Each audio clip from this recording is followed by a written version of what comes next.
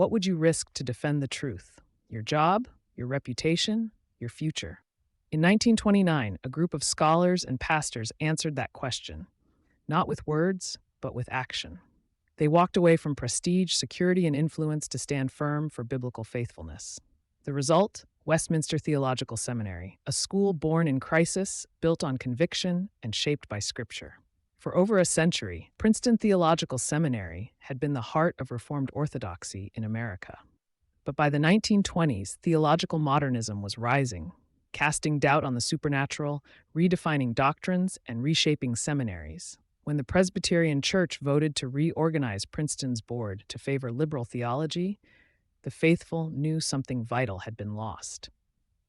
Gresham Machen, a brilliant New Testament scholar and author of Christianity and Liberalism, sounded the alarm. Alongside Robert Dick Wilson and Oswald T. Allis, he concluded that Princeton could no longer be a home for confessional Reformed theology. But the vision for a new seminary didn't start in a classroom. It began in the heart of Rev. Charles T. Schall, a local pastor. Schall rallied elders and leaders who quickly gathered with Machen and others in Philadelphia. On July 18, 1929, 78 churchmen voted to found Westminster Theological Seminary, named in honor of the Westminster Confession of Faith. Just 9 weeks later, on September 25th, Westminster opened its doors with 50 students and a stellar faculty.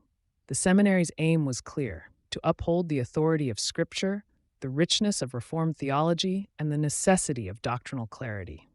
Van Til's presuppositional apologetics challenged the assumptions of unbelief. Machen's bold preaching reminded the church that truth cannot be mixed with error. Even after Machen's defrocking in 1936 and a painful institutional split in 1937, Westminster held the line. Through the decades, Westminster's influence expanded globally, not through compromise, but through unshakable faithfulness. Thousands have been trained to preach Christ, defend the gospel, and serve the church worldwide. In a day when seminaries dilute doctrine for cultural applause, Westminster still calls: stand firm, hold fast, and don't trade truth for convenience. If you believe the church needs truth more than trends, subscribe for more stories like this, rooted in church history and bold conviction. But to Christ, despite all, we hold. Gresham Machen.